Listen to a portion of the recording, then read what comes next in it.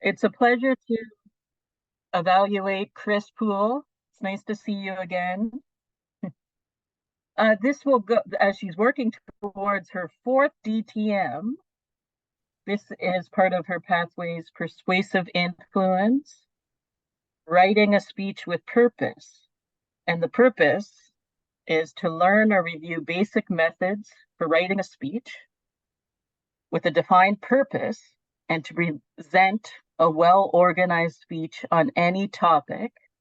And tonight, for her time, is 17 to 20 minutes. Back Thank to you, you, Liz. Nathan. Oh, jump the gun a bit. Thank you very much, Liz. Fellow Toastmasters and most welcome guests, do you want to practice speaking but find it hard to write a speech? There are lots of websites, articles, and other resources to help you craft your speech. But where do you begin? What's most important to keep in mind as you write your speech? What should you talk about?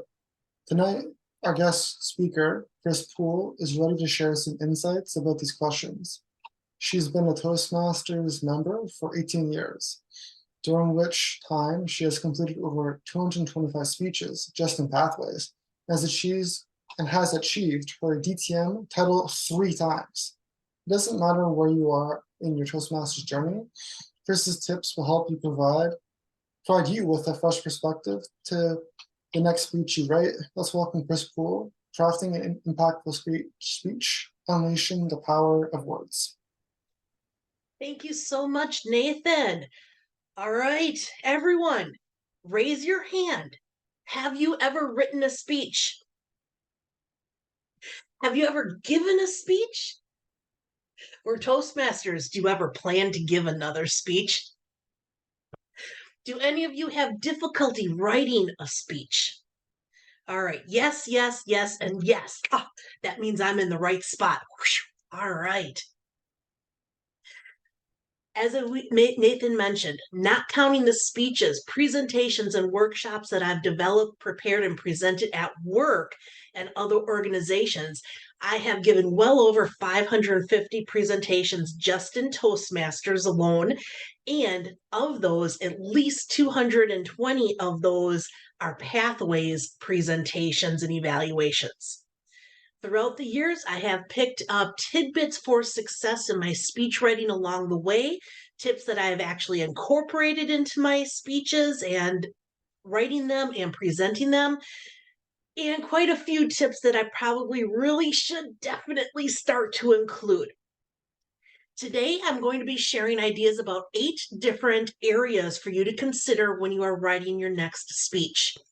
We're going to talk briefly about your audience, what your purpose is, the structure of your presentation, grabbing the attention of your audience, crafting the body, memorable conclusions, practicing and revising your speech, and how you can handle the nervousness that can come about.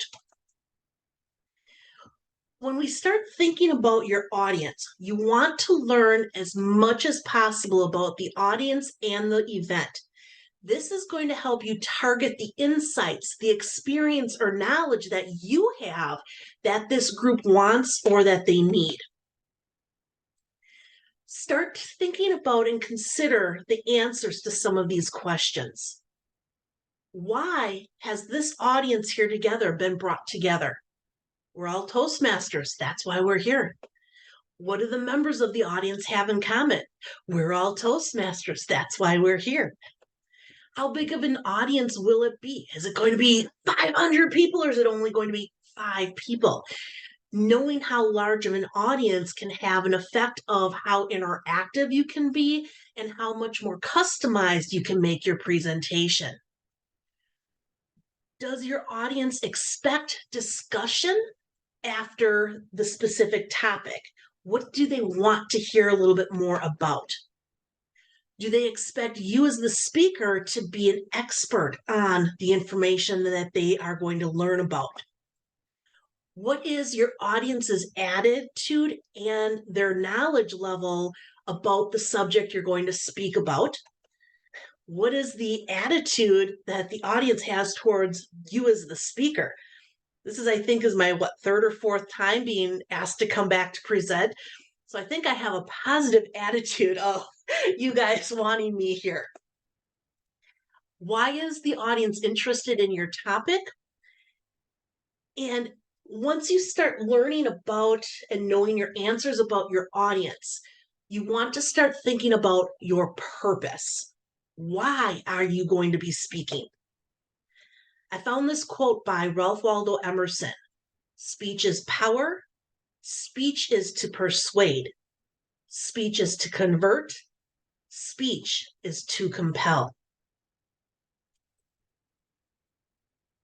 When you start thinking about the purpose of your speech, your first step is actually deciding what is it going to be about. You may already have a general topic in mind or what idea that you want to talk about, but you want to start narrowing your topic down to a few specific points or one clear purpose, and that can help make sure that your speech is going to stay engaging. Your general purpose is your broad overall goal of a speech. Once you have that topic in mind, you need to decide on that general purpose of your speech. Is it going to be to inform, persuade, entertain, inspire? What is your purpose? Think about what is it that you want your audience to remember? Why are you talking in front of them? What do you want your audience to think or feel or do after you have finished speaking? An example would be, my purpose of the speech is to inform my audience about dogs. Another example, to persuade my audience to become a volunteer for a nonprofit in their local community. Once you have your general purpose, now we start thinking about the specific purpose, that single concept that's going to establish what you want to accomplish in your speech. Think about what exactly it is that you want your audience to come away from when they listen to your presentation. How do you want them to think, feel, and do? Example, in my speech today, I want you to learn about a breed of dogs, the Shih Tzu. Example, throughout my speech, I will give you reasons why it is important to volunteer in your local nonprofits. Then we come to the central idea. The central idea, this is a combination of your specific purpose and the points you are going to cover. It's narrow and it defines the intent of your speech in a single declarative sentence. It incorporates the general purpose and the specific, and it adds to it the way that you are going to accomplish your task. You are setting your audience up to absorb your message more deeply and more effectively. Think exactly what is going to be your outcome for your audience. How are you going to explain, show, or do this? Think, what are my main points and reasons and my ideas that support my main purpose? How am I going to be able to help my audience focus on my ideas better? Example, today I am going to tell you or inform you about a particular breed of dog, give you a quick historical review, and detail a few of the characteristics of the dog so you'll have an understanding of this type of dog. Another example, throughout my speech today, I'm going to share with you the 3 nonprofit organizations who have strong volunteer programs: Big Brothers Big Sisters, WMCA, and the Everyone Reads program. With each of these examples that I've given, they keep expanding from that general purpose, specific purpose, and that central idea. Think about the triangle. That general purpose is going to be your base, and then it moves on up, and your central idea is the tip of your presentation. The next area to focus on is how you are going to structure your speech. You need to decide, is your speech, what is that purpose? Are you going to inform, persuade, motivate, entertain? Whatever your goal is for your speech, Now you want to start to outline your speech, fill in some of those details. Your introduction, the early minutes of your talk. This is what's important to establish your credibility, your likability. Personal anecdotes will often work well to get this rolling for you. And this is where you can outline your main points. I think I did that.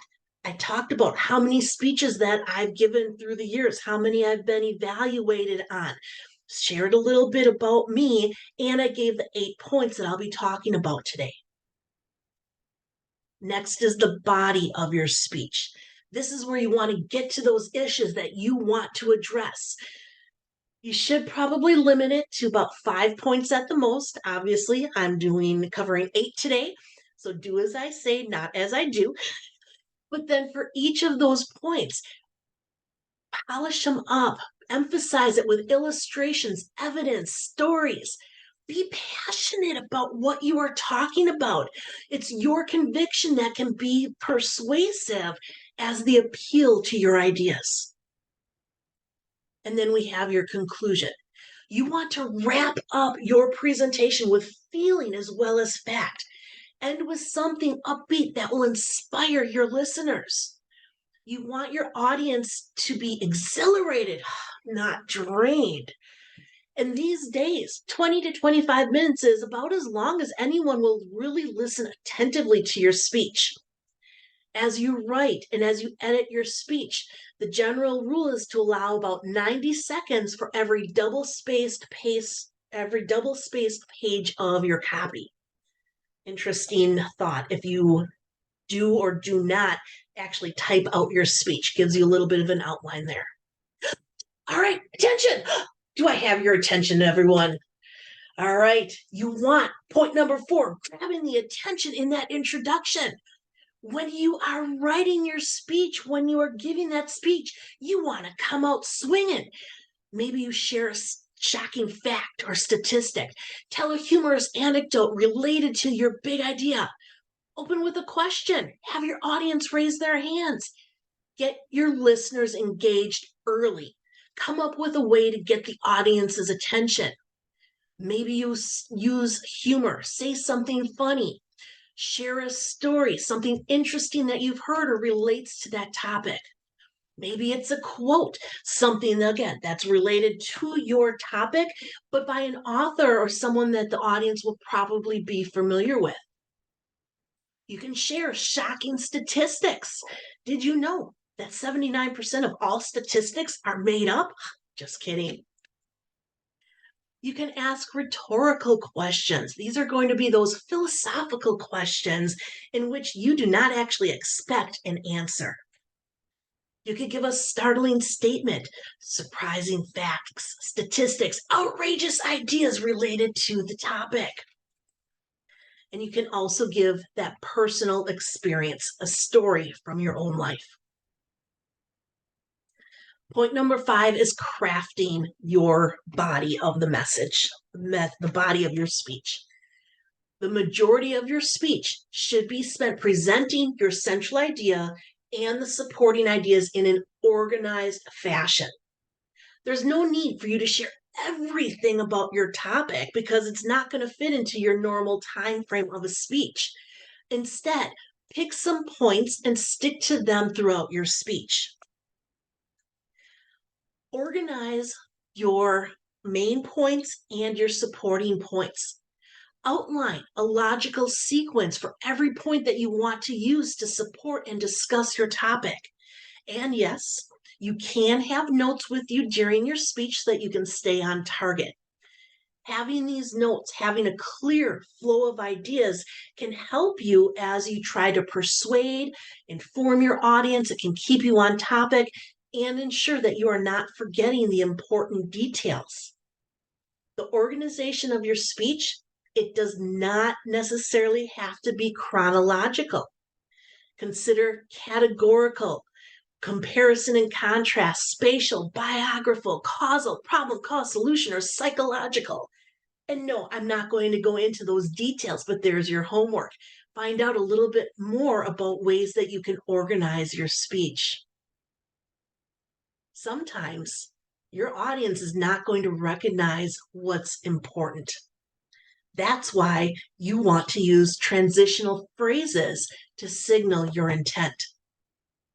As an example, take a rhetorical question such as, "What does this mean to you?" And then follow it up with a pause. Silence gets attention, and this tactic creates anticipation. Similarly, a phrase such as, "All right, here's our lesson," that's going to capture the audience's interest. It alerts them that something important is about to be shared. And you want to make sure that you keep your speech engaging. Use concrete details to support your points. Brief stories, interesting examples, factual data. This can all help to engage your audience. Consider using visual aids to support your speech. Still don't know which way to point for my pictures. Images can be very powerful and engaging, but be wise in what kind of picture you are putting up on the screen. Does that picture mirror the message and the words that you are saying? Once you have your basic structure of a speech, you have to have those ideas to keep the speech engaging. Now it's time to add that variety and the interest. What's that old saying? Variety is the spice of life. Giving an audience exactly what it expects, it's like passing out sleeping pills. Remember, a speech is more like a conversation than formal writing. The phrasing is loose, but it doesn't have those extremes of the slang, the incomplete thoughts, the interruptions that flavor our everyday speech. What are a couple ways to accomplish this, spice it up in your presentation? We can give it rhythm. A good speech has pacing. Vary your sentence structure. Use short sentences. Use the occasional long ones to keep the audience alert. Sentence fragments are fine if they're used sparingly or for emphasis. Use active voice. You want to avoid the passive sentences. Active forms of your speech make your sentences more powerful. Repeat keywords and points. Besides helping your audience remember something, repetition builds greater awareness of your central points or the main theme. Repeat keywords and points. Besides helping your audience remember something, repetition builds greater awareness of central points or the main theme. Ask rhetorical questions in a way that attracts your listener's attention. Personal experiences and anecdotes. This will help bolster your points and help you connect with your audience. Quotes. Good quotes work on a variety of different levels, and they force your audience to think. Make sure that your quotes that you use are clearly attributed and said by someone your audience will probably recognize. Use rhetorical devices. I have a great big huge long list of about 30 different rhetorical devices that I'm not going to go into here today, but on the presentation that Liz is going to send out to all of you after our meeting will be an extra slide, and it lists a variety of different rhetorical devices. A rhetorical device is a method of using words to make them especially memorable. Maybe consider some lines from famous speeches. Those quotes usually are enduring because they influence the audience's emotion by repeating those key words or phrases. It can invert the structure of a repeated phrase, reverse the order of the words, or can be an unexpected turn of phrase. Alliteration, onomatopoeia, metaphors, similes, these are all rhetorical devices you can use. You do want to make sure that if whatever one of these ideas and devices that you decide to incorporate into your speech, use them sparingly. Because if your speech becomes over exaggerated, it doesn't come across the best possible way. Used with care, these different devices are going to move your speech along and help you deliver your message. But you don't want to lose your audience because you've used too many. Our 6th point, ending memorably. The final moment of a speech. This is usually what an audience remembers most vividly. At the end of your speech, you want to return to the strong purpose that you started out with, and you want to try and end in that meaningful way. Maybe you want to create a vision of the future or share a true story of success. You can also end your speech with a clear call to action when it's appropriate to motivate your audience to complete a certain task. As an example, if your speech was about how the company you work for plans to become more environmentally friendly, your call to action may be to encourage everyone to make small changes in their own life. Oh, all hail St. Vince. I don't know if all of you know him. Vince Lombardi, legendary coach of the Packers, Green Bay Packers, my home team. He said, practice doesn't make perfect. Perfect practice makes perfect. This statement does not just belong and apply to football, but also to our speeches. Practice improves your delivery. As you practice, whether it's in front of your kids, your spouse, in the car, in the shower, doing your dishes, in front of the dog, pay attention to the reactions and the responses that you get from your audience. And then go back, refine your message. Keep in mind your target speaking time and remember to edit, of which I obviously never do. And the last point I do want to talk a little bit about is handling the nervousness when you get up to give your speech. It never fails. When polled, Americans put public speaking high on their list of their greatest fears. It's always right up there with flying snakes, spiders, flying snakes and flying spiders, and heights. People get anxious about public speaking for all sorts of reasons. Sometimes we're nervous because of who's in the audience. Maybe it's because of the topic, or sometimes we're just generally anxious about speaking up. But we must remain steadfast and determined to finish out what we set out to achieve. Speech anxiety can take the form of sweaty palms, shaking hands, wobbly voices, pacing, any number of different clues. But you can manage your anxiety to deliver a confident speech.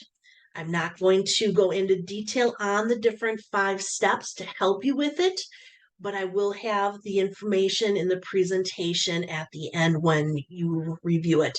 I also do have all the various sources for my information if you want to go into more detail. All right, folks, that is it. The 8 areas to focus on when you're writing a speech. And I have one final task for you today. Put your hands on your keyboard. I want you to type into the chat box for me, please. Type, but do not hit enter until I tell you to. Type into the chat one thing that you learned in my presentation today that you are going to implement in the next speech you write. All right, everybody, you got your note, you have it typed into the chat. All right, when I say go, I want you to hit the enter key. All right, 1, 2, 3, go. Boom, boom, boom. This is a waterfall. I love it.